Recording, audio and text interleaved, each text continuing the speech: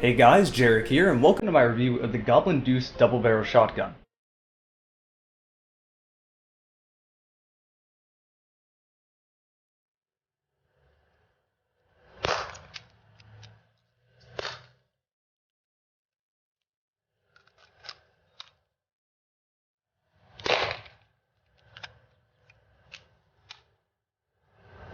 When you first get this gun, it will come in a plastic case. Usually these plastic casings are sort of a plastic prison, if you will, but this one really isn't that bad. The cardboard piece on the back simply slips right off and everything falls right out. Even though this gun doesn't come with an actual box, it does come with a holster, so that should aid in transporting this gun to and from games. This gun comes with a decently generous amount of stuff. You get the shotgun, 2 shotgun shells, a holster. Within that holster you get 2 end pieces for the shotgun shells which hold the BBs themselves, a CO2 converter for a 20-ounce paintball CO2 tank, and about every kind of O-ring you can possibly find. The holster itself overall is of good quality. It seems to be made out of some sort of velvet-ish material that I don't see breaking or ripping anytime soon. It has 4 places on the side of the holster to store shotgun shells for easy reloading. They're pretty snug against the holster, so I can't really see you losing them on the field. And of course, for its main point, the shotgun fits nicely into the holster and it has Velcro on the top to ensure you don't lose your shotgun on the field as well. There is some extra space inside of this holster, so if you wanted to store some extra stuff in there, you easily could.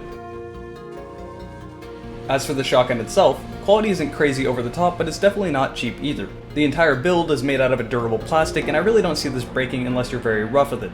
But it is plastic, so if you hit it hard enough, I'm sure you could break something. But I don't really get the impression that you have to be overly gentle with it.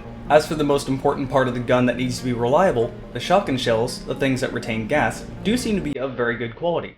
As you saw, this is a break-action shotgun. To load this shotgun, you simply need to pull back on the rear sight, and it breaks open.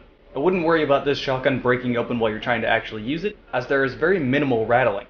The safety on this gun is very simple and very reliable. It's just a switch on the back of the gun, flick it forward, and you can't pull the trigger, pull it back, and you can fire.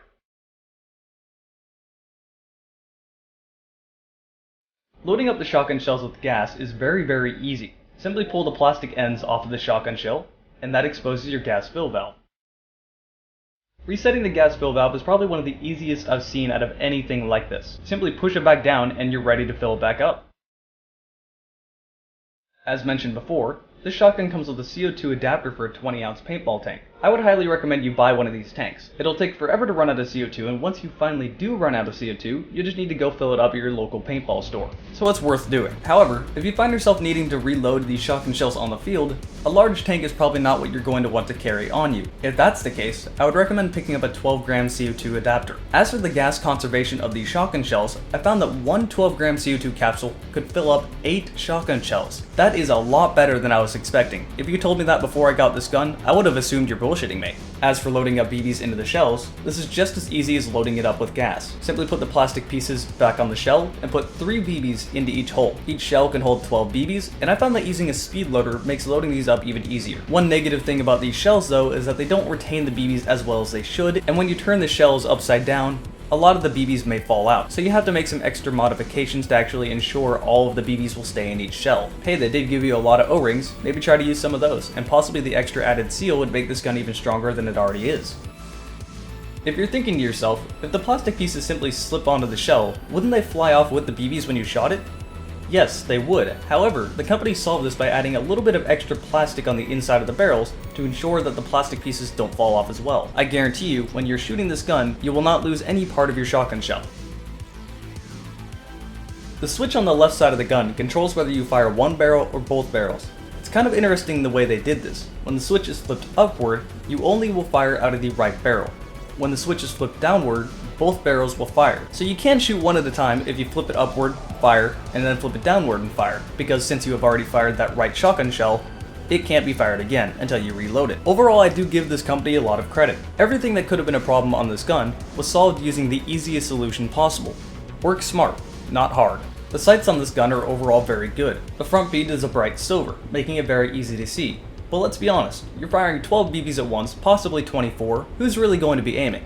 Now I promise you, I tried to get a chrono reading to the best of my ability, but my chrono simply could not read this gun. Some readings were over 600 feet per second, some readings were under 200, so I really don't have any actual proof of the feet per second of this gun, but I can give you an estimated guess. With a shell loaded with CO2 and fully loaded with 12 BBs, I can say that this gun fires roughly around 300 feet per second, possibly up to 330. This is actually very good, because you're going to want to take this gun into CQB. With its spread, that's where it's going to be best at. Fully knowing how this gun works, instead of taking it back to 50 feet, I took it back to 25 feet to test the accuracy.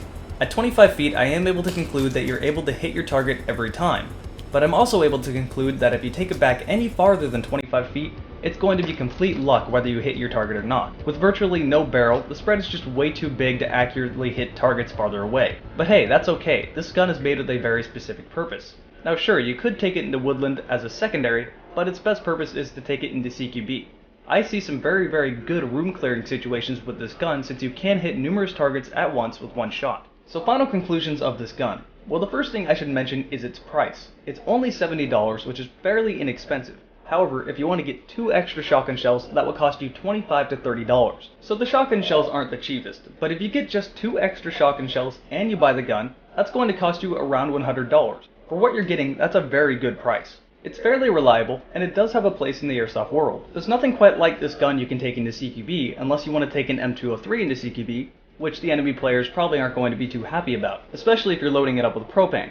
There's nothing quite like a blast of ass to the face. With all that said, this is definitely a gun you want to look at. It's inexpensive, it's reliable, it's really cool, and it's definitely fun to shoot. It gets 2 thumbs up from me. That sums up my review of the Goblin Deuce double barrel shotgun. Hope you enjoyed it, and I'll see you next time.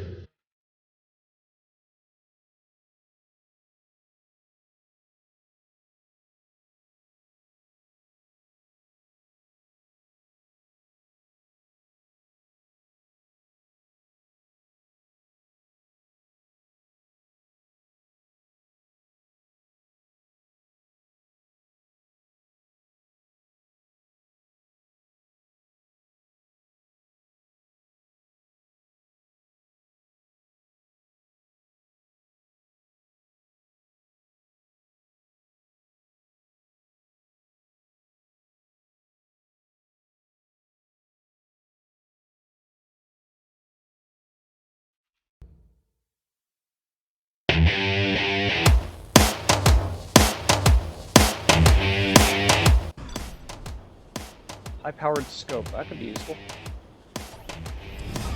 Wait, what? Turtle killer?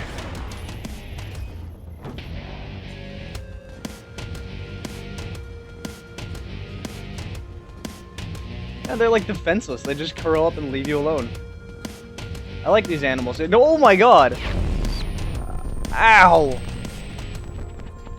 You know what? Now I want to kill you. Fuck you. So jumping down here hurt me? Oh, there it is. Oh my god!